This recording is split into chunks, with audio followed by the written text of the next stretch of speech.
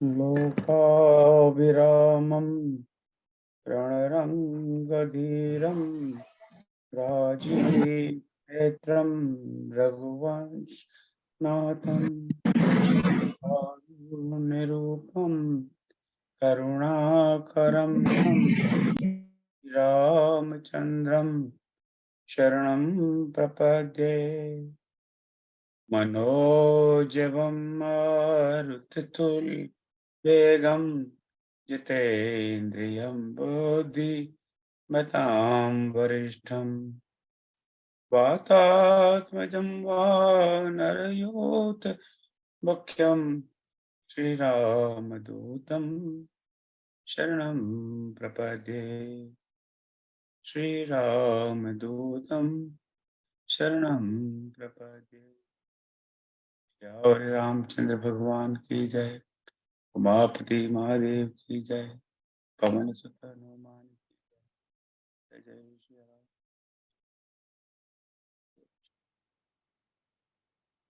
भाई और बहनों, आप सबका आज के रामायण अध्ययन की क्लास में स्वागत है। आपको पता ही है हम अरण्यकांड में है और आज अरण्यकांड का अंतिम भाग है। और पिछले सप्ताह आदरणीय भाई श्री राजेश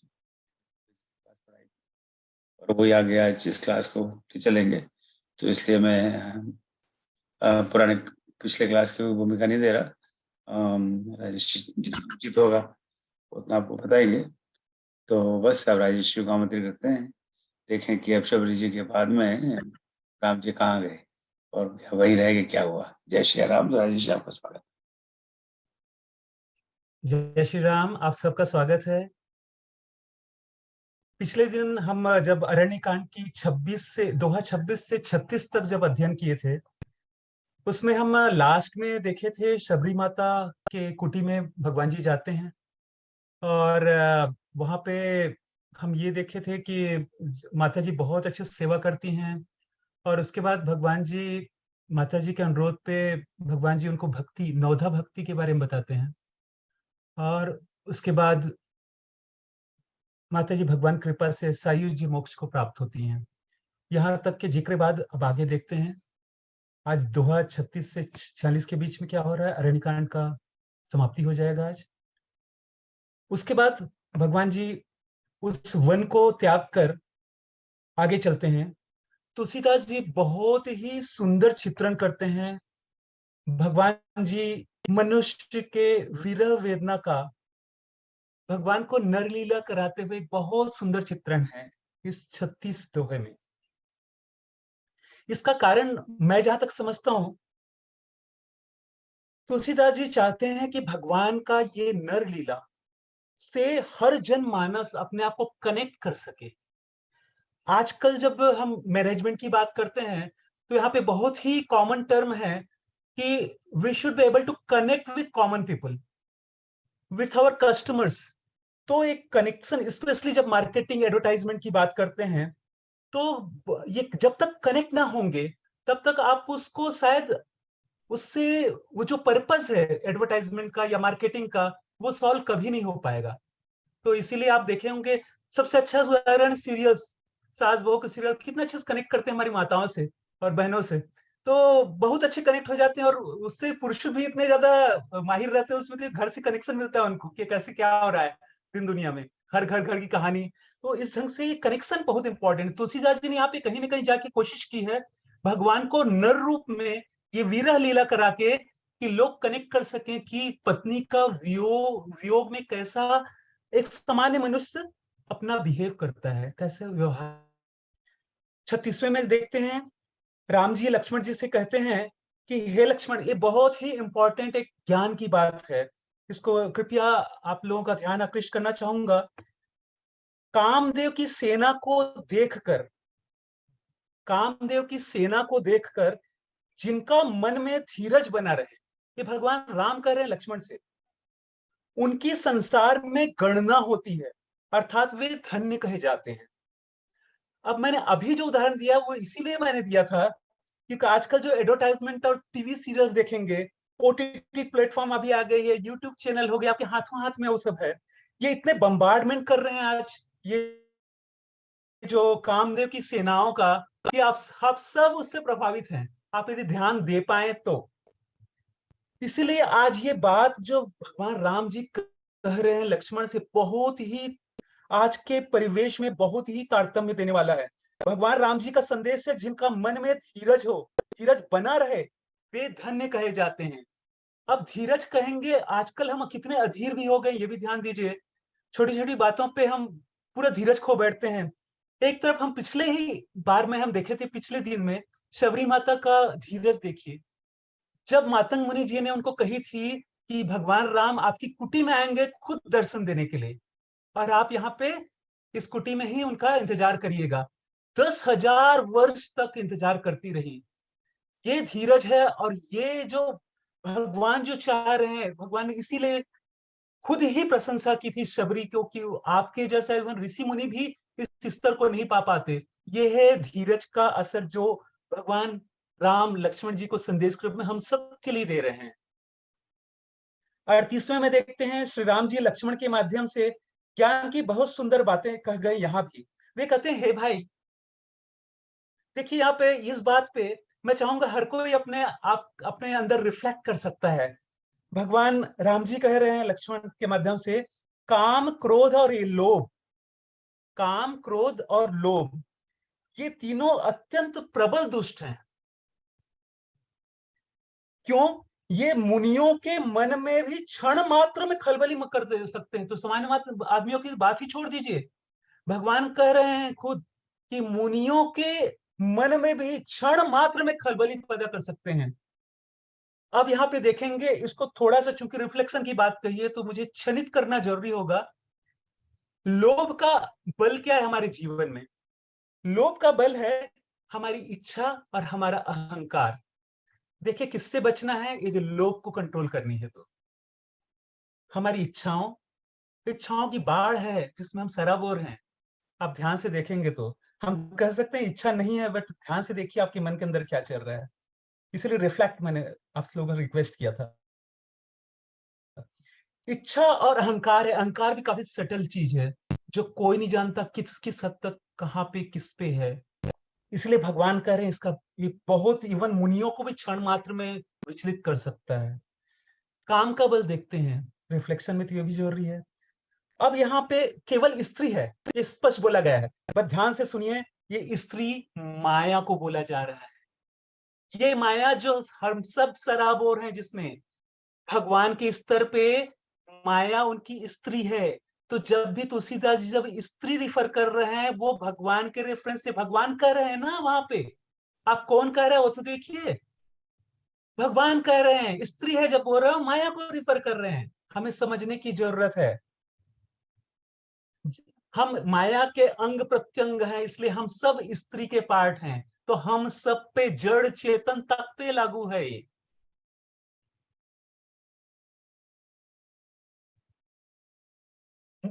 भगवान कह रहे हैं, और क्रोध का बल है कठोर हेलो वचन।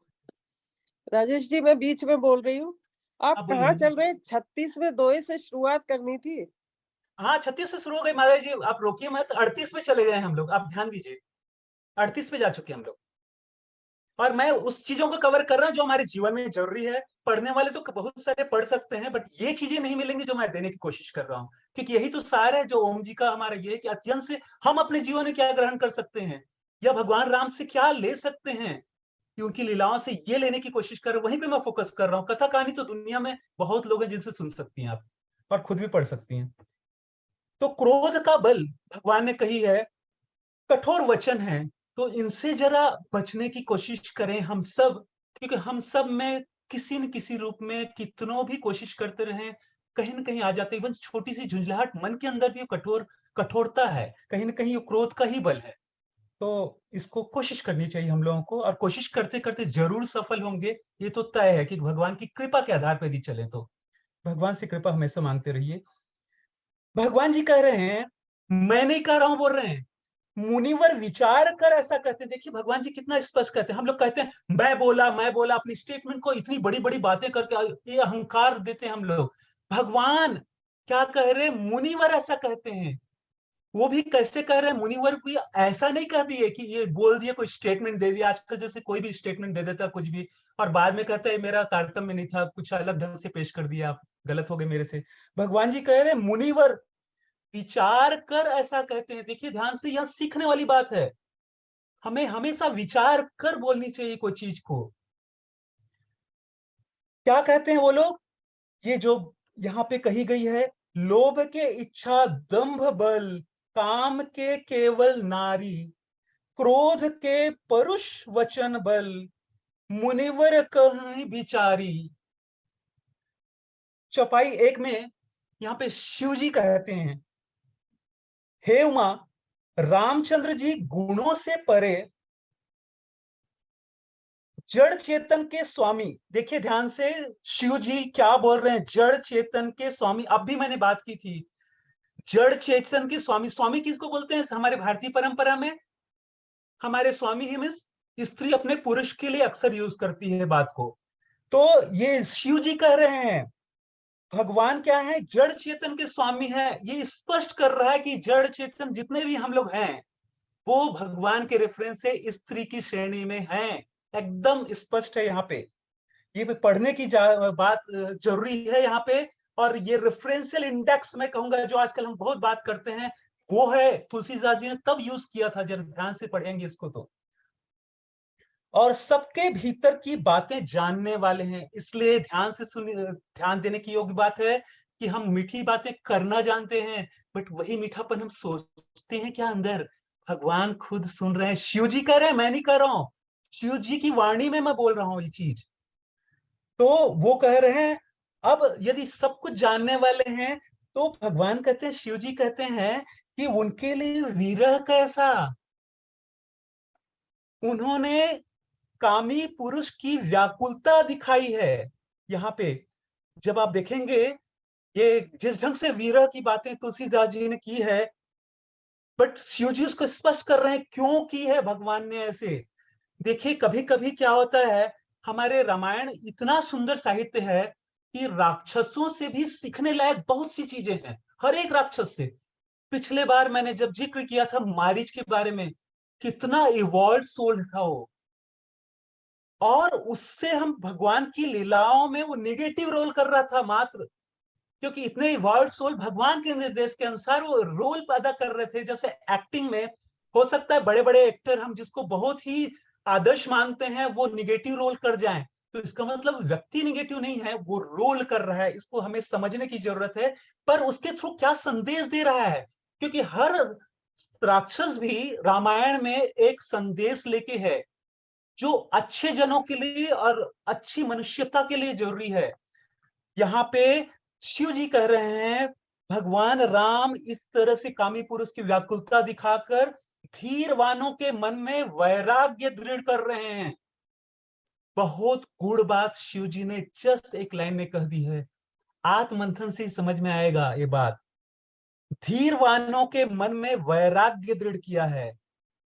भगवान दिखा रहे हैं सामान्य मनुष्य यदि जीना है तो इस ढंग से विरह वेदना में पलते रहोगे, आए दिन समस्या आएगी आपके जीवन में।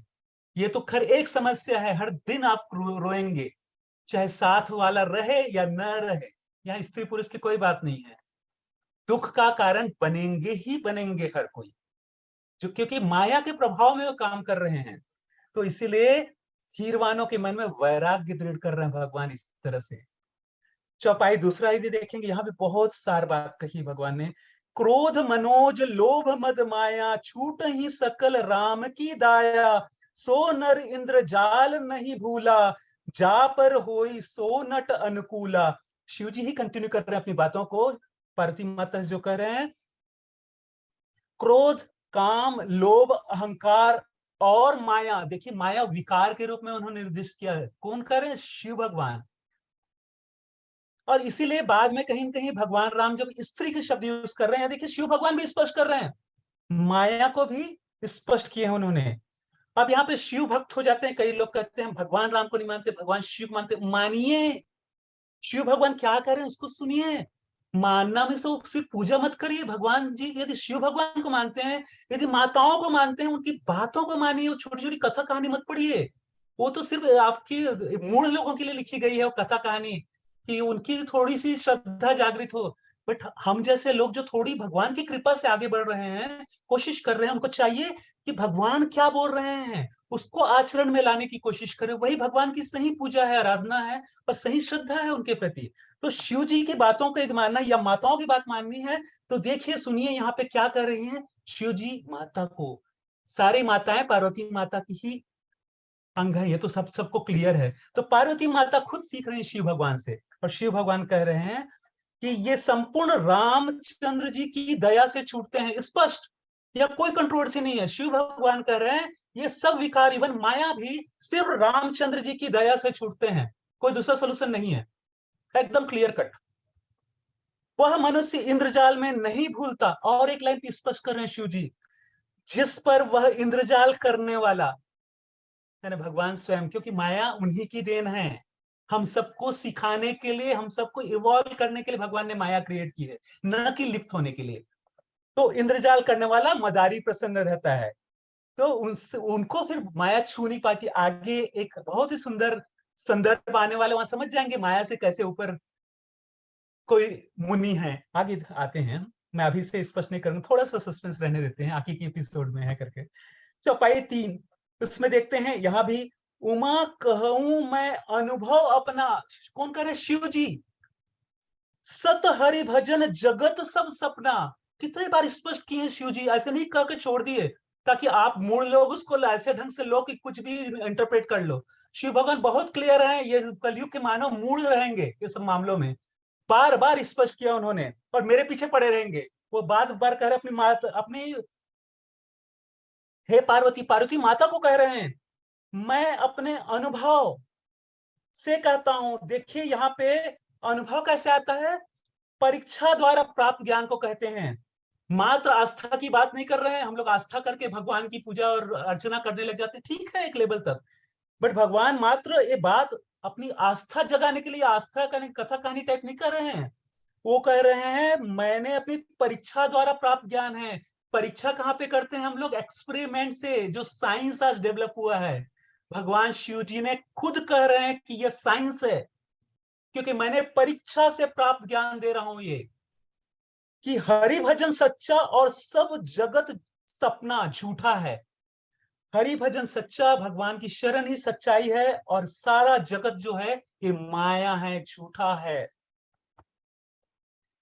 अब इसके बाद प्रभु जी भगवान राम पंपा नामक सुंदर गहरे तालाब के किनारे गए।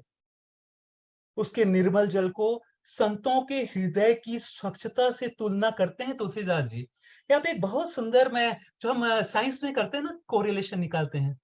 आप ध्यान से देखेंगे, ये मैं साइंटिफिक ढंग से, साइंटिफिक फील्ड में हूं मैं, तो मैं इसको कई बार साइंटिफिक ढंग से समझने की कोशिश करता हूं। बहुत सुंदर कोरिलेशन देखिए, प्रकृति जो माता है हमें कितना सिखा रही है, हमारे पग पग में रिफ्लेक्शन दीजिए थोड़ा सा। और वहां पे इसको यदि हम क्या कर रहे हैं आज की डेट पे, प्रकृति माता से कुछ चीज सीखते हैं, उसका जीवन उपयोगी कुछ थ्योरी बना देते हैं, और उसको साइंस का नाम देते हैं। ये सत्य है, मैं जो बता रहा हूं, मैं तो साइंस के बहुत डेप्थ में हूं, मैं सब बता सकता हूं आपको। तो उसको हम साइंस सिखाते हैं। और बच्चों क्या सिखाते हैं, ध्यान से सुनिएगा, विज्ञान के सहारे हम प्रकृति पर विजय प्राप्त कर रहे हैं। देखिए माया का हम उनको जंजाल में कैसे फंसा रहे हैं, गुड़ गुड़ के उनको निबंध बनवाते हैं। उसमें स्टेटमेंट रहता है, मैं तो बचपन से मुझे निबंध में सिखाया गया था टीचर्स द्वारा, और ये सब चीजों की प्रकृति में विजय प्राप्त कर रहे हैं। भाई ये साइंस जो है छोटा सा प्रकृति के अंश को समझा है, उसको अपने जीवन के सुख भोग के लिए माया के अंदर ही बैठ के कुछ चीज बना रखा हुई, माया देवी कृपा है, वो कृपावान है। चल बच्चा बना रहा है, खेलने दो उसको खिलौना बना के। मात्र उतना ही हमारी साइंस ठीक है, हमारे जीवन उपयोग के लिए बहुत अच्छी चीज है। तो माया देवी भी चाहते हैं आप जीवन उपयोग करिए, बट जीवन का उपयोग क्या करेंगे?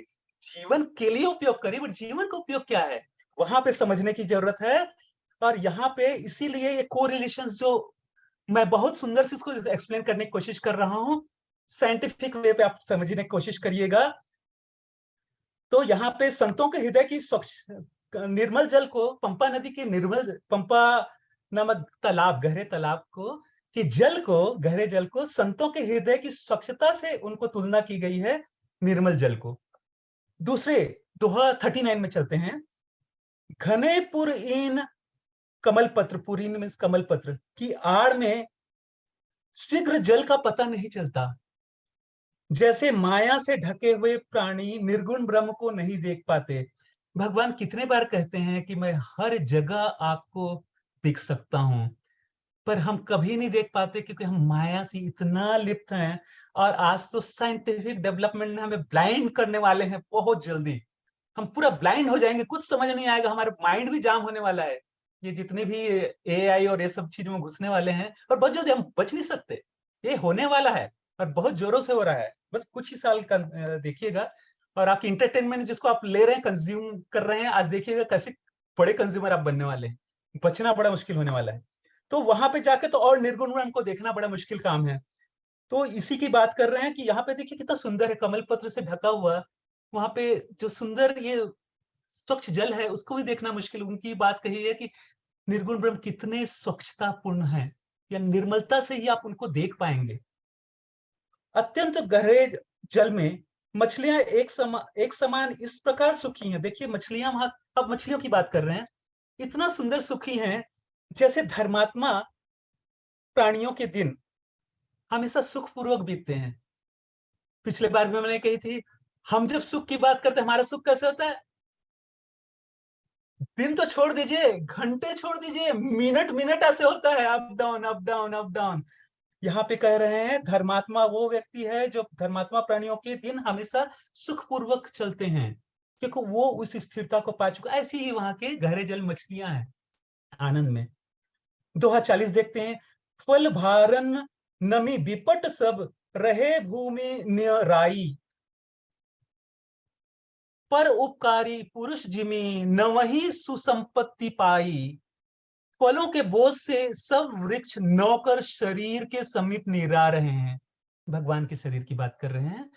तो वे ऐसे लटक रहे हैं जैसे परोपकारी पुरुष अच्छी संपत्ति पाकर नौते हैं। यहाँ पे संपत्ति का तारतम्य सिर्फ पैसे से नहीं है। हम लोग संपत्ति उतनी समझते हैं, ज्ञान है, आपको भगवान की दी हुई जितनी भी पूंजी है, आपकी सुंदरता है, आपका सुंदर शरीर है, आपको जितनी भी विरासत मिली है, ये सब आपकी संपत्ति में आती है। पर जितने परोपकारी पुरुष जो होता है, परोपकारी पुरुष के बारे में पिछली बार हमने बात की थी और बहुत अच्छे से मैंने एक्सप्लेन करने की कोशिश की थी।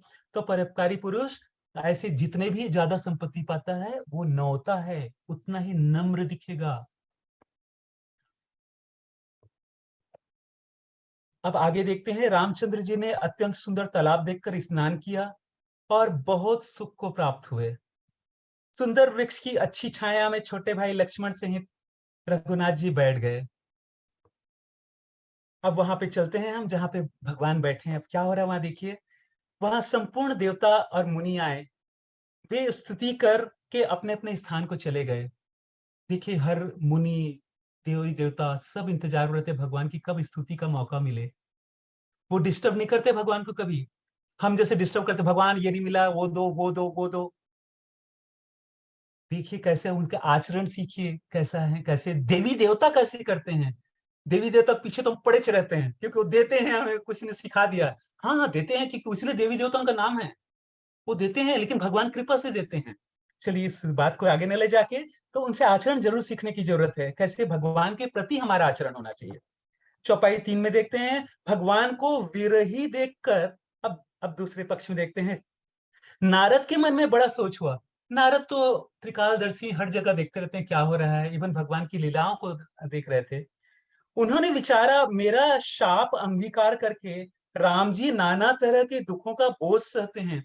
अब अचानक से कोई सुनेगा तो बड़ा आश्चर्य होगा, नारद जी का शाप आता है। आगे आगे इसका एक्सप्लेनेशन आ रही है, तो थोड़ा सा आप इसको सस्पेंस पे रहने दीजिए। सोचते हैं ऐसे स्वामी को चलकर देखूं, फिर ऐसा समय आकर न जुटेगा। देखिए टाइम एक बार मिलता है। नारद जी कितने सही समय को अंदाज लगा पा रहे हैं कि भगवान इस समय ऐसे बैठे हैं जहां पे मैं मिल सकता हूं। यह विचार कर नारद जी हाथ में वीणा लिए हुए जहां प्रभु राम जी सुख सुख से बैठे थे वहां गए। अब देखिए यहाँ पे स्पष्ट का ही सुख से बैठे हैं। प्रकृति हमें कितना सुख देती है, ध्यान से सोचिए। और ऐसे निर्मल वातावरण हो तो भगवान ने दिखाया है कि विरह भी भूल जाएंगे आप। इसीलिए प्रकृति से जुड़िए। आज योग पे बहुत बातें करते हैं हम लोग, प्रकृति से जुड़िए, प्रकृति से जुड़िए। इसका कारण यही है, प्रकृति माता वैसे भी सुख देती है आपको, लेकिन प्रकृति से जुड़ेंगे तब तो आप तो प्रकृति के माया जनित चीजों से ही जुड़ते हैं। ये गड़बड़ है हमारी। अब यहाँ पे ऐसा समय आकर न जुटेगा, इस वाक्य में एक अगूढ़ व्यंग है। ध्यान से देखेंगे, नारद जी सोचते हैं, अब थोड़ी सी सस्पेंस बाहर हो रही है, बाद में और क्लियर होगी। नारद जी क्या सोचते हैं, जब मैं स्त्री वियोग से विकल हुआ था तब उन्होंने मुझे बहुत ज्ञानोपदेश दिया था। अगूढ़ व्यंग है यहाँ पे। अब वही आपदा उनके सिर पर आ पड़ी है। इस समय के क्लेश की दशा पूछनी तो चाहिए। ये सामान्य मनुष्य यही करते हैं ना, देखो मुझे उस समय मेरे तकलीफ समय ज्ञान देके गया था, अब देखते हैं अब उस पर विपदा आई है, अब देखते हैं उस पर उसका क्या हाल है, अब तो जाके देखता हूँ उसको। तो ये थोड़ा व्यंग इसमें डाला है तुलसीदास जी ने। प्रेम सहित बहुत तरह कोमल वाणी से बखान कर राम जी का यश गाते हुए नारद जी पहुंचे। दंडवत करते देख राम जी ने उठा लिया। देखिए, हम सबका भगवान को तो दंडवत करना ही है। नारद जी खुद जो सबसे इवॉल्व पर्सन है। अब देखिए यहाँ पे नारद जी के बारे में भी कितनी सारी भ्रांतियां पाल रखे हैं लोग, हम लोग। एक पंडित पुरोहित भी और रस डालने के लिए नारद जी को पता नहीं क्या बना देते हैं। नारद जी लड़ाई करने वाले लोग हैं, लड़ाई कराने वाले लोग हैं। नारद किसी का नाम नहीं रखना, पता नहीं कहीं भी शास्त्र में जिक्र नहीं पाता नारद जी के बारे में इतना बुरा चीज। नारद जी हमेशा भगवान के निर्देश के अनुसार जाके वो काम किए जो भगवान चाहते हैं, मात्र उतना ही काम किए हैं जो एक शुद्ध भक्त को करना है। कहीं भी उनके ऊपर आरोप प्रत्यारोप इस ढंग से नहीं है। तो ये थोड़ा मैं कहीं ना कहीं अपने खुद को समझने की, करेक्ट करने की जरूरत है। बाद में ही दूसरों को हम कभी एक्सप्लेन करने का मौका मिले तो कर पाएंगे। तो दंडवत करते देखकर राम जी ने उठा लिया। देखो, उनको दंडवत नहीं करने दिया। इतने इवॉल्व हैं नारद जी। और बहुत देर तक हृदय में लगा रखा। देखिए, रामायण में बहुत कम जगह से मिलेगा भगवान जी ने सबको हृदय से तो लगाया, काफी लोगों को, लेकिन बहुत देर तक हृदय से लगाए रखा। ये शब्द बहुत ही रेयरली मिलेगा आपको। तो ऐसे इवॉल्व भक्त को ही करते हैं भगवान, क्योंकि भगवान देखते हैं किनकी कहां तक एवोल्यूशन हुई, कहां तक बढ़े हुए हैं। कुशल समाचार पूछकर पास में बैठा है और लक्ष्मण जी ने आदर के साथ उनके पांव धोए। तब नारद जी अपने कर कमलों को जोड़कर वचन कहते हैं। देखिए, मांगना भी है भगवान से, तो नारद जी से सीखिए क्या मांग रहे हैं, जिसमें विश्व कल्याण हो। आप दुर्लभ वर देने में सुंदर सहजदानी है। यद्यपि आप मेरे मन की बात जानते हैं, तो भी एक वर मांगता हूं, दीजिए।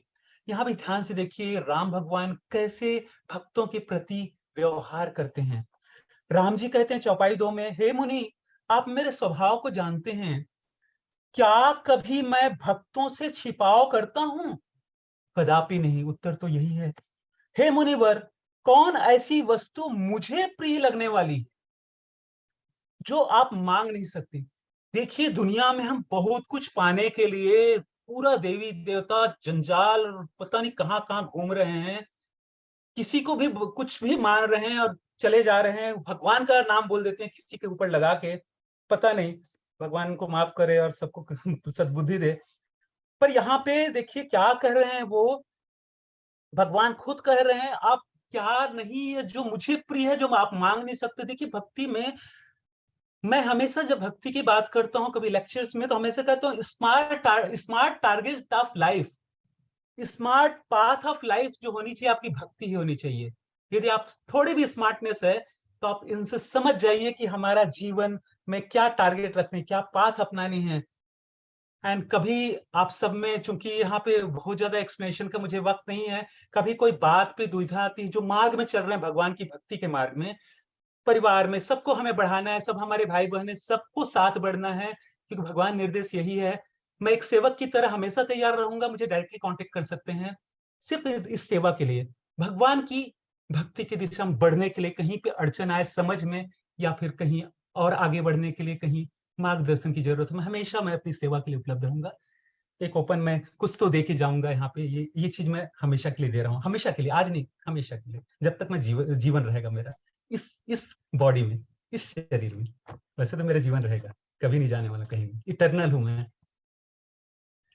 भक्तों के लिए मेरे पास कुछ भी न देने योग्य वस्तु नहीं है, ऐसा विश्वास भूलकर मत छोड़िएगा। भगवान देखिए रिपीट कर रहे हैं, क्योंकि एक बार में यदि उस लाइन को मिस कर गए तो कह रहे हैं भूलकर मत छोड़िएगा ऐसा विश्वास। तब नारद जी प्रसन्न होकर बोले, मैं ढिठाई करके यह वर मांगता हूं, यद्यपि प्रभु आपके अनेक नाम हैं, वेद उनको एक से बढ़कर एक कहते हैं। देखिए वेद बहुत सारे जिक्र करते हैं, ये नाम बड़ा वो नाम बड़ा, जो भी है, जो भी हो हे नाथ, राम नाम संपूर्ण नामों से बढ़कर पाप रूपी पक्षी वृंदों व्याधा रूप हो। यद्यपि प्रभु के नाम अनेका, स्तुति कह अधिक एक ते एका, राम सकल नामन तय अधिका, होड़ नाथ अघ खग गण बधिका। कितना सुंदर बात कही है यहाँ पे। वही राम नाम रूपी चंद्रमा आपकी भक्ति की रूपिणी पूर्णिमा की रात्रि में अन्य नाम रूपी तारा गणों के सहित भक्तों के हृदय रूपी निर्मल आकाश में निवास करें। बहुत सुंदर हिंदी का उपयोग किया गया यहाँ पे। कृपा के समुद्र राम जी ने मुनि से कहा, ऐसा ही हो। देखिए भगवान ने खुद ही कही थी, मैं तुरंत देता हूं। देखो एक पल नहीं सोचा भगवान ने। तब मन में अत्यंत प्रसन्न होकर नारद जी ने प्रभु के चरणों में मस्तक नवाया। मायावश अब देखिए ये बात भगवान ने दे दी। अब वो एपिसोड वो खुल रही है, वो बात जिसकी जो सस्पेंस बनी हुई, जिनको सचमुच नहीं मालूम है अभी तक। मायावश नारद जी भगवान पर मोहित हो गए थे एक बार। वो भगवान की कृपा थी कि वो भगवान अपने भक्तों को भी टेस्ट करते हैं, कहीं छोटा अंश बाकी तो नहीं रह गया है इसमें। तो वैसी हुआ। अब देखिए भगवान अपने भक्तों को माया के अधीन नहीं होने देते, नहीं तो हर हम सबकी टेस्ट तो माया देवी करती रहती है। जब तक पास नहीं होंगे भगवान तक पहुंच नहीं पाएंगे, तो हम तो टेस्ट डेली झेलते हैं। पर ये जो नारद मुनि को भगवान ने खुद टेस्ट किया था, और भगवान स्त्री रूप में आके, मोहिनी रूप जो कहते हैं, और नारद जी भगवान का रूप हो तो नारद जी जैसे लोग भी, भगवान ने खुद कई मुनि भी विचलित हो जाते हैं।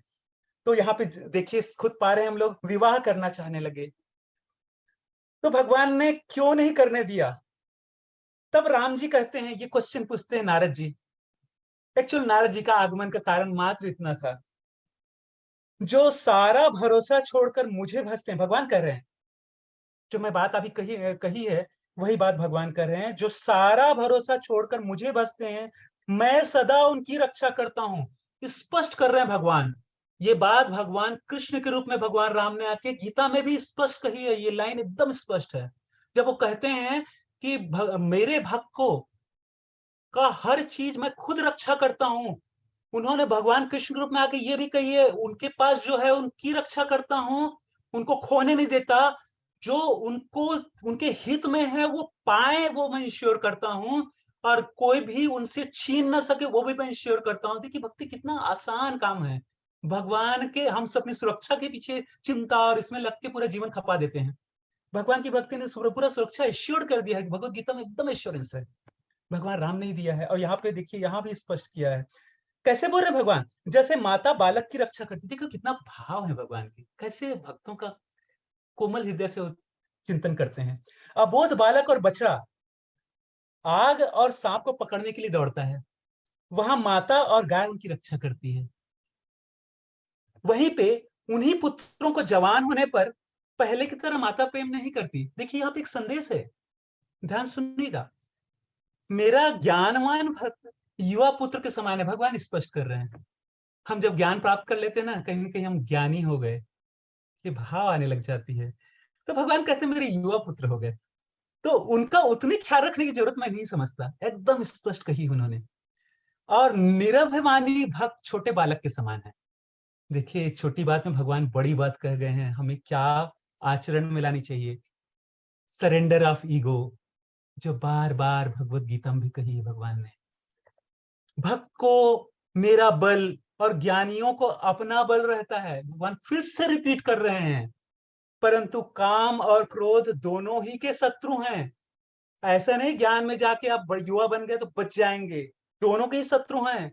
यह विचार कर पंडित लोग मुझे भजते हैं, वे ज्ञान पाने पर भी भक्ति को नहीं छोड़ते, कितना क्लैरिटी दिया भगवान ने। तो 43 में देखते हैं, यहाँ भी बहुत सुंदर बात कही गई है। काम, क्रोध, लोभ और अहंकार आदि बड़ी प्रबल मोह सेना है। ये देखिए माया के बारे में कह के स्त्री का रूप में माया को कह रहे हैं, और यहाँ पे बहुत सुंदर संदेश है, एकदम ब्लंट और स्पष्ट भगवान ने कह दिया, हम सबको संदेश है डायरेक्ट बचने के लिए। प्रबल मोह सेना है, उसमें अत्यंत भीषण दुखदाई माया रूपी स्त्री है। देखो भगवान ने स्त्री शब्द को लेके हम लोग कहीं कहीं जंजाल पैदा कर देते हैं। अरे पूरा तो तारतम्य पढ़िए, आउट ऑफ कॉन्टेक्स्ट ले जाते हैं एक छोटी सी बात को। भगवान ने खुद कही है दुख, ये अत्यंत भीषण दुखदाई माया रूपिणी स्त्री है। अब स्त्री रिफर कर रहे, बार बार माया रूपिणी स्त्री नहीं बोल रहे हैं, स्त्री इसी को रिफर कर रहे हैं। मैंने बोला था रेफरेंशियल इंडेक्स को ध्यान रखिए, हमें पुस्तक में एक बार इंडेक्स दे देते हैं, बार बार उसी को रिफर नहीं करते। तो पुस्तक की शुरुआत में समझ लीजिए, उसको रिफर उस ढंग से करिए। इतनी समझ तो रखें, हम हर जगह तो पढ़ाई के समय वही करते हैं, यहाँ पे क्यों गलती करते हैं हम, मुझे समझ नहीं आती। हे मुनि, पुराण, वेद और संत कहते हैं कि मोह रूपी घन के लिए, अब माया कैसी है देखिए, मोह रूपी घन के लिए स्त्री बसंत ऋतु रूपिणी है। जब तप और नियम आदि समूह जलाशय है, सबको स्त्री ग्रीष्म ऋतु होकर सोख देती है। काम, क्रोध, मद और मात्सर्य आदि मेढकों के लिए हर्ष प्रदान करने वाली एक स्त्री वर्षा रूपी रूपिणी है। देखिए भगवान माया के ऋतुओं के आधार पे कैसे ढंग से बिहेव होती है माया की, वो बताने की कोशिश कर रहे हैं। और दुर्वासना, बुरी इच्छा रखने वाले लोगों की बात कर रहे हैं, रूपी कुमुदों के समुदाय को सदा सुख देने वाली स्त्री शरद ऋतु रूपिणी है। यानी हर ऋतु में माया किस ढंग से प्रभाव देती है, हर तरह के मिजाज के लोगों के, आचरण के लोगों के लिए कैसे विभिन्न ऋतु के रूप में आके माया देवी स्त्री के रूप में आके उनका कैसे ढंग से उनको माया जाल में फंसाए रखती, उसकी बात कर रहे हैं। संपूर्ण धर्म रूपी कमल वन के लिए स्त्री हिम ऋतु होकर उन्हें निकम्मा सुख देती है। देखिए कितनों धर्म धर्म और बढ़ जाते हैं लोग और फंसते कैसे हैं माया में, वो ध्यान दिला रहे हैं भगवान खुद। एक निकम्मा सुख देती है, प्रत्यक्ष में शीतलता सुख प्रतीत होता है, पर अंत में उसी से कमल जल जाता है, कमल पूरी तरह नष्ट हो जाता है। कई लोगों को हम पा रहे हैं इस चीज को पब्लिक डोमेन में, कि कैसे वो जल जाते हैं पूरे इस सब चीजों माया में प्रभावित होकर। फिर ममता रूपी स्त्री शिशुर ऋतु होकर उसे हरा भरा कर देती है। कई बार ये सामान्य मनुष्यों का है, एक बार फिर से धोखा खाएंगे, फिर माया माया उनको हरा भरा कर देगी, फिर वही लुप्त हो जाएंगे, उसी उसी मोह में फिर फंसेंगे। ये सामान्य मनुष्य के लिए एक वार्निंग है। दोहा 44 में देखते हैं, स्त्री सब दोषों की जड़, पीड़ा देने वाली और दुखों की खानी है। हे मुनि, इसीलिए मन में यह जानकर मैंने आपको उससे दूर किया। देखिए स्पष्ट भगवान ने उत्तर दिया है कि स्त्री सब दोषों की जड़, पीड़ा देने वाली और दुखों की खानी है। अब किसी किसी का मन अभी तक स्थिर नहीं हुआ होगा, वो अभी भी स्त्री सबसे फिर से प्रॉब्लम में आ रहे होंगे। ये माया को रिफर किया जा रहा है। मैं बोल इसलिए रहा हूं, कई बार इस फोरम में भी डिस्कशन हो चुकी है। अब यहाँ पे एक छोटी चीज मैं बताना चाहूंगा जो अक्सर मैं अपने लेक्चर्स वगैरह में बोलता हूँ। देखिए correlations does not lead to causation, biggest mistake we do. कहीं भी कोरिलेशन बन जाए तो वो कॉज नहीं बना सकते उसको, कॉज एंड इफेक्ट के रूप में, जैसे साइंस में प्रूफ कर देते हैं हम लोग। यहाँ पे देखिए एक छोटी सी मैं उदाहरण देता हूँ, एक मैं उदाहरण जो अक्सर देता हूँ। देखिए यहाँ पे यदि हम लोग नॉर्मल मानते हैं कि कुत्ता जब भौंकता है इसका मतलब भूत प्रेत है वहां पे कहीं पे।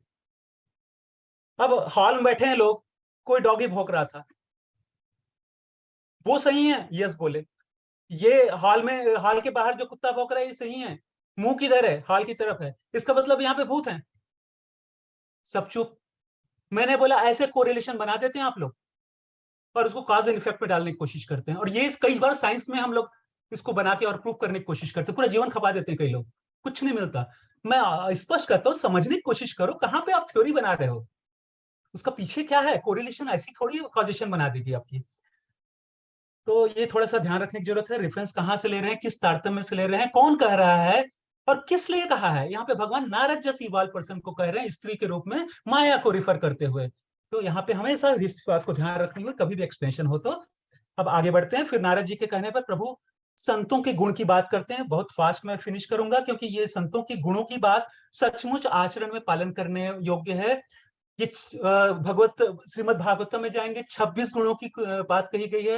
यहाँ भी ऑलमोस्ट उसी लाइन में मैं पाता हूँ इस सारे गुणों को। देखिए संत जो होते हैं छयो विकार को जीते हुए रहते हैं, काम क्रोध लोभ मोह मद मात्सर्य, निष्पाप इच्छा रहित अचंचल धन के स्वामी, अचंचल धन के स्वामी होते हैं, पवित्र और सुख के स्थान होते हैं। वो कहीं भी चले जाए ऐसे संत, वही पवित्रता छा जाएगी, वही सुख का स्थान बन जाता है। जिनका ज्ञान अनंत चेष्टा रहित अल्प भोगी होते हैं। देखिए योग में यम नियम में हमेशा सारी बातों की लिस्टिंग है। सत्य के सार रूप होते हैं, कवि होते हैं, विद्वान होते हैं, योगी। कवि यहाँ पे कोमल हृदय से रिलेटेड है, और यहाँ पे कवि कोई बन गए या विद्वान बन गए, या ऑल इंक्लूसिव बात कर रहे हैं, वो संत नहीं बन गया। फिर से रेफरेंशियल इंडेक्स चेंज मत कर दीजिएगा समझ के, मैं कवि हूं तो मैं संत की कैटेगरी में आ गया, या योगी हूं तो संत की कैटेगरी। नहीं नहीं नहीं, ये सारे चीज ऑल इंक्लूसिव है संत की गुणों में। अपने कर्तव्य पालन में सचेत, दूसरों को मान देने वाले, आप मान से रहित होते हैं, खुद की मान हो नहीं चाहते, धीरवान, भक्ति मार्ग में बड़े निपुण होते हैं। ये ध्यान रखिएगा, निपुणता जरूरी है, लेकिन किसमें? भक्ति मार्ग में, न कि माया के जंजाल में। 45वें दोहे हम देखेंगे, फिर कंटिन्यू है ये। गुणों के स्थान संसार संबंधी दुखों से रहित और बिना संदेह होते हैं। संदेह है मीन्स अभी तक आप माया के जाल में हैं, ये डायरेक्ट मैं एक आप लोगों को इंडिकेशन दे सकता हूं। संदेह रहित जैसे जितने होते चले जाएंगे, माया से कहीं ना कहीं आप ऊपर होने की कोशिश कर रहे हैं। जिनको मेरे चरण कमलों को छोड़ शरीर और घर प्यारा नहीं है। अब यहाँ पे फिर से रेफरेंशियल कंफ्यूजन पैदा कर देंगे लोग, शरीर और घर प्यारा नहीं है बोल रहे हैं। अब मायावी लोग एकदम कूद पड़ेंगे, मायावी बोल रहा हूँ, माया के जंजाल में फंसे हुए लोग तो ये कूद पड़ेंगे, तुलसीदास जी ने गलत बोला है। कोई गलत नहीं दिया है, ये रेफरेंशियल कंफ्यूजन है मेरी नजरों में। वो क्या कह रहे हैं सुनिए पहले, मेरे चरणों कमल को छोड़कर, यानी चरण कमल ज्यादा प्रिय हैं। आपको ये नहीं कह रहे शरीर और घर प्यारा नहीं है, वो कह रहे हैं मेरे चरण कमलों को छोड़कर वो प्रिय नहीं होते। देखिए यह समझने की बात है। अपना गुण कान से सुनकर सकुचाते हैं और दूसरों का गुण सुनकर बहुत प्रसन्न होते हैं। समान और शांत रहना रहकर नीति नहीं त्यागते किसी भी पल पे। हम लोग देखिए नीति को कई बार त्याग देते हैं, विपरीत परिस्थिति आती है तो। नीति कभी नहीं त्यागते, सीधा स्वभाव होता है और सबसे प्रेम करते हैं। जब तप व्रत इंद्रिय दमन विषयों में संयम नियम रखना, और गुरु ईश्वर ब्राह्मण के चरणों में प्रेम रखते हैं। यहाँ पे देखिएगा गुरु, फिर ईश्वर बोला है, फिर ब्राह्मण की बात की। ब्राह्मण तो मैंने पिछली बार क्लियर कर दिया था, उससे बात नहीं कर रहा हूँ। ईश्वर तो भगवान खुद कह रहे हैं, उन्होंने गुरु को क्यों पहले रखा है? इसकी हम संतों से जब सुनते हैं, गुरु गोविंद दो खड़े काके लागू पाए, बलिहारी गुरु आपनो गोविंद दियो बताए, जो बचपन से हम याद करके रखे हैं, ये स्पष्ट करें भगवान स्वयं कि गुरु का अलग तत्व है। ये गुरु सामान्य लोग गुरु नहीं, एकदम से गुरु सीखते हैं वो गुरु बोल सकते हैं, बट गुरु का अपना ही तारतम्य है, जिसको भगवान रिफर कर रहे हैं। भगवान ने अपना भी गुरु बनाया था हर दौर में। तो वो गुरु, सच्चा गुरु कभी अपने को शरीर रूप, एक इंडिकेशन है, शरीर रूप में नहीं मनवाता। वो कहता है मैं भगवान का एक सेवक हूं और भगवान की बातें आप तक लाने की कोशिश कर रहा हूं। ये यदि भावना किसी में दिखे तो समझिए गुरु के लक्षण दिख रहे हैं। आगे और टेस्ट करनी होगी ये सारे पर्याय पे जो भगवान ने निर्देश दिए हैं गुणों की चर्चा में। वैराग्य, देखिए श्रद्धा क्षमा मित्रता दया प्रसन्नता युक्त मेरे चरणों में निष्कपट प्रेम करते हैं। देखिए निष्कपट है कि नहीं भगवान से प्रेम उसका, ये भी ध्यान रखने की जरूरत है। ये गुरु को भी टेस्ट कर सकते हैं आप, इसमें कोई हानि नहीं है कि भगवान ने निर्देश दिया है, आप उनके अनुसार कर रहे हैं। वैराग्य ज्ञान नम्रता विज्ञान से पूर्ण और वेद पुराणों का यथार्थ ज्ञान रखते हैं। देखिए ध्यान से, वेद पुराण और कथा कहानी हम लोग बहुत सारे लोगों को लिखे हो सोच सोच के बोलते हैं कि हम वेद का ज्ञान रख लिए, नहीं प्लीज।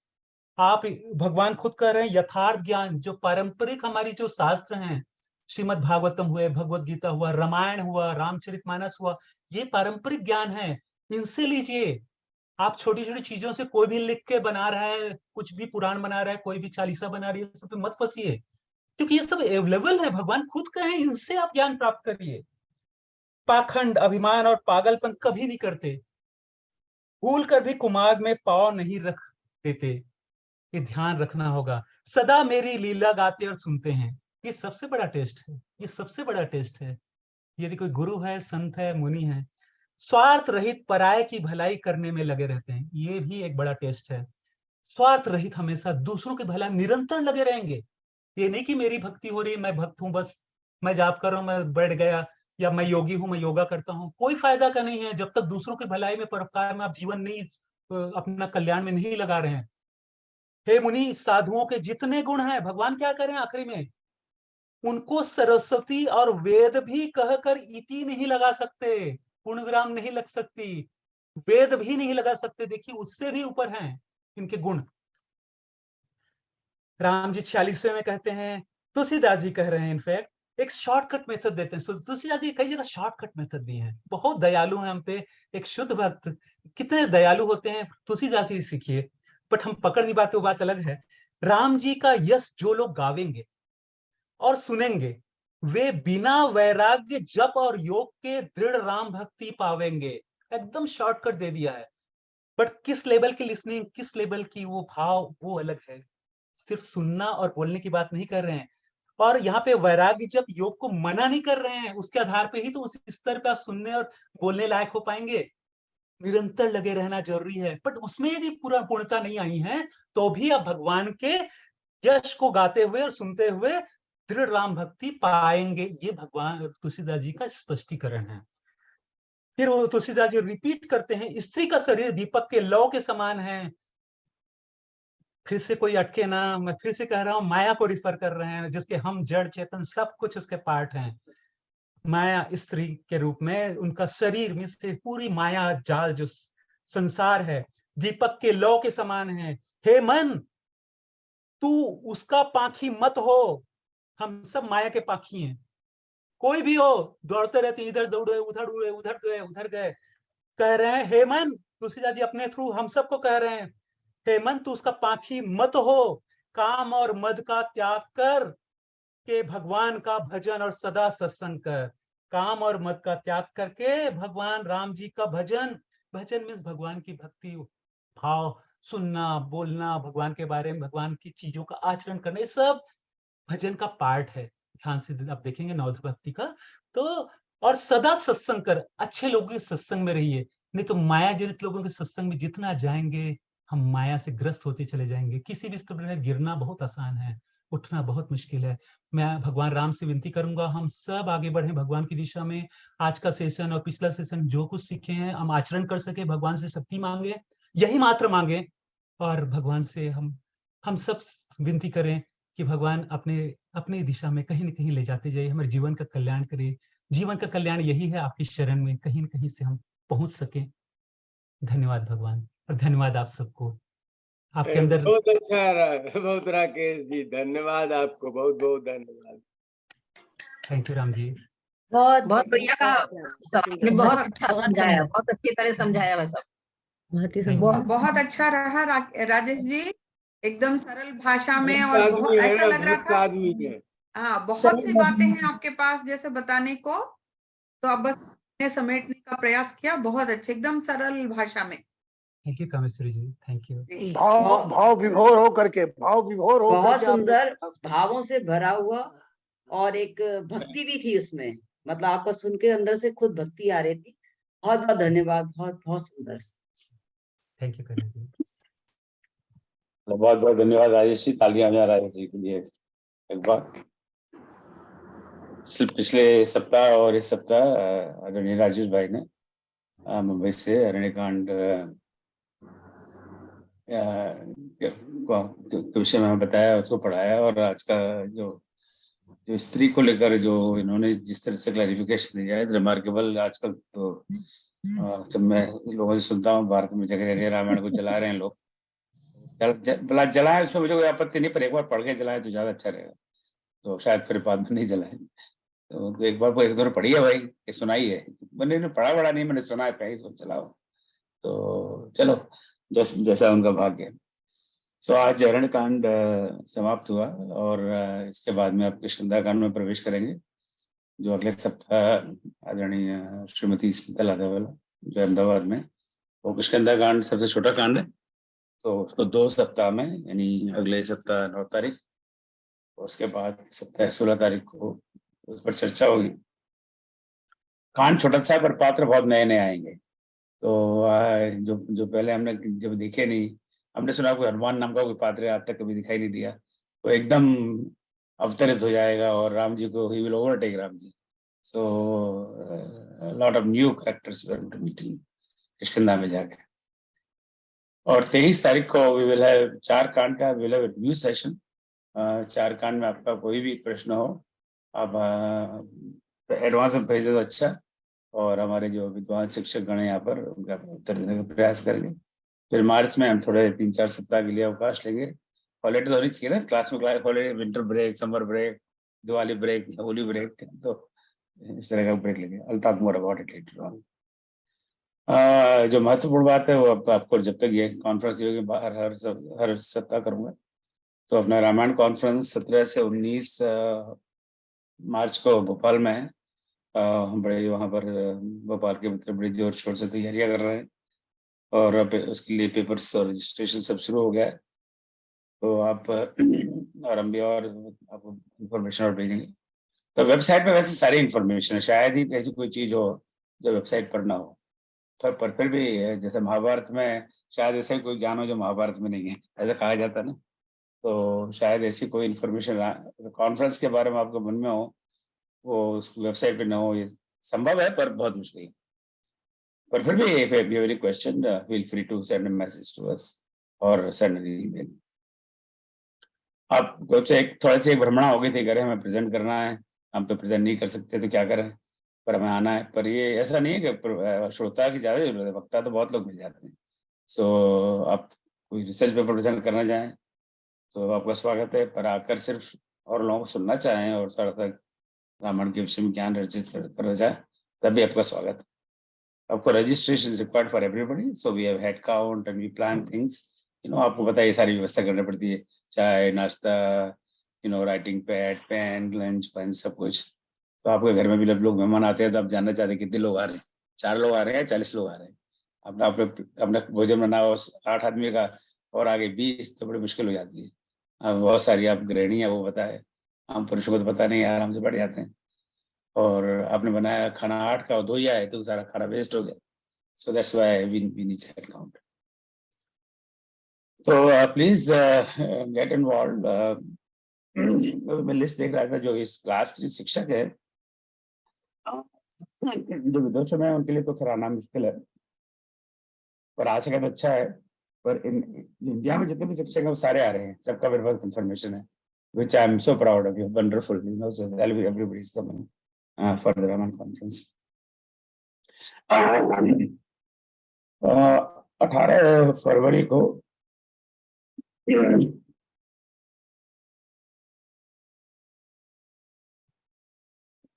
महाशिवरात्रि है। तो पिछले दिनों में ओम आकृति विधा ने काफी लोगों का अटेंशन खींचा है, विशेषकर जैसे सुषमा जी को जबरदस्त स्वास्थ्य लाभ हो रहा है। तो 18 फरवरी को भी हम शिव स्तुति करेंगे, पर ओम आकृति विधा में। तो उसका एक मैं गूगल फॉर्म शायद आज डाल दूंगा, तो जो आप स्वरचित कविता हो आकृति विधा में आप अपना डिटेल्स में भेज दीजिएगा, and will try to accommodate everybody. आज को मिलाकर कुछ 24 क्विज पोस्ट हो गई हैं, 24, और किष्किंधा कांड की 2 क्विज होंगी, उनको मिलाकर 26 क्विज होंगी। और उसके बाद जैसे मैंने बताया था करीब 3-4 वीक का वेकेशन रहेगा। तो किष्किंधा कांड तक की सारी क्विज आप पूरा वेकेशन में खत्म कर देंगे, छूट भी गई हो। उसके बाद में हम क्विज को बंद कर देंगे, मतलब इन क्विज को, फिर सुंदरकांड आगे क्विज चालू होंगी। तो we have time to catch up, in case you missed any quizzes. All quizzes are still open, and they are very good learning tools for that. हमने दिसंबर में गीता जयंती पर भगवत गीता का सॉफ्ट स्टार्ट किया था, आपको याद होगा। उसके बाद में आदरणीय कामेश्वरी जी ने इस पर चर्चा की थी, मैंने भी कुछ बात की थी, थोड़ा सा परिचय दिया था। और जनवरी में हमने ये विचार किया कि हर महीने एक सैटरडे भगवत गीता को कुछ अप्रिशिएशन टॉक हो, भगवत गीता में क्या है, उसके अलावा भगवत गीता क्या है उसके बारे में। और इस आने वाले शनिवार यानी परसों फिर भगवत गीता पर बात करेंगे। तो मेरा हाल अर्जुन जैसा हो रहा है, सारा अंग कांप रहा है, पर मैं भी अब आप सब करके लोगों आपसे क्या छुपाना। तो मैं थोड़ा सा प्रयास करूंगा कि भगवत गीता में भगवान कृष्ण के क्या क्या नाम है, और अब तक मैंने जो काउंट पिछले 2 दिन से ज़्यादा ये पढ़ने का प्रयास कर रहा हूँ। बड़ी मुश्किल है पढ़ना भगवत गीता वैसी संस्कृत में। तो अब तक जो मैंने काउंट में कुल उनके 41 नाम है भगवत गीता में। 41 नाम कौन का लिखा है। कुछ को तो हम जानते हैं, माधव है, केशव है,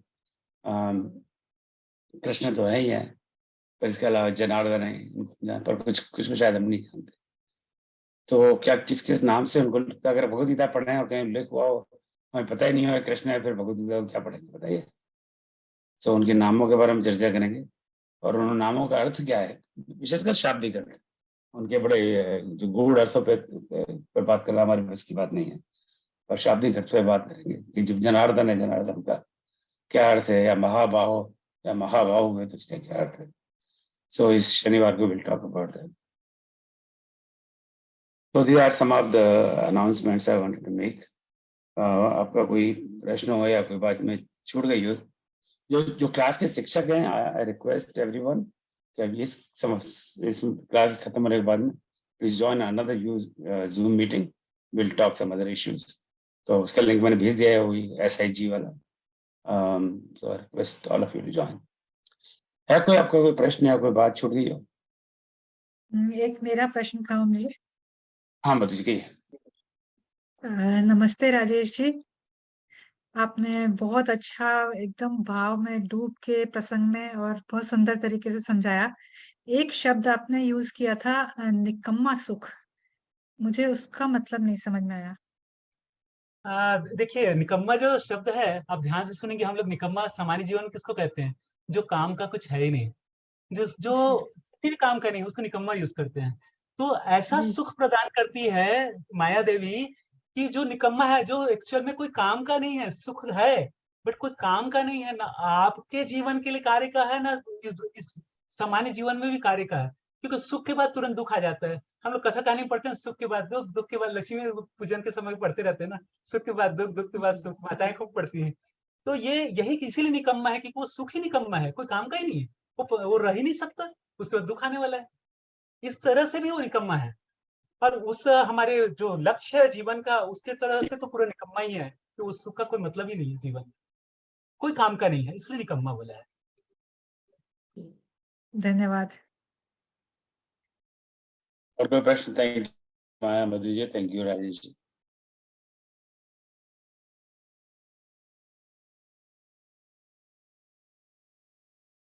sir there no further questions, आज की सभा का यहाँ समापन करते हैं, और प्रभु चाह तो शनिवार को मिलते हैं। थोड़ा कान्हा जी को याद करते हैं कि उनको किन किन नाम से भगवान वेद व्यास ने महाभारत में लिखा है। गीता तो महाभारत का एक अंश है, तो वो असली लेखक तो भगवान वेद व्यास ही हैं। तो तब तक के लिए आप शुभ रात्रि या शुभ दिन जहाँ भी हो, और शिक्षक हो जाए, मैं बस 2 मिनट बाद मिलता हूँ। ओम सर्वेषां शांतिर्भवतु, सर्वेषां पूर्णं भवतु, सर्वेषां मंगलं भवतु। ओम सर्वे भवन्तु सुखिनः, सर्वे सन्तु निरामयाः, सर्वे भद्राणि पश्यन्तु मा कश्चित् दुःखभाग् भवेत्। ओम सतो मा सद्गमय, तमसो मा ज्योतिर्गमय, मृत्योर्मामृतं गमय। ओम शांति शांति शांति।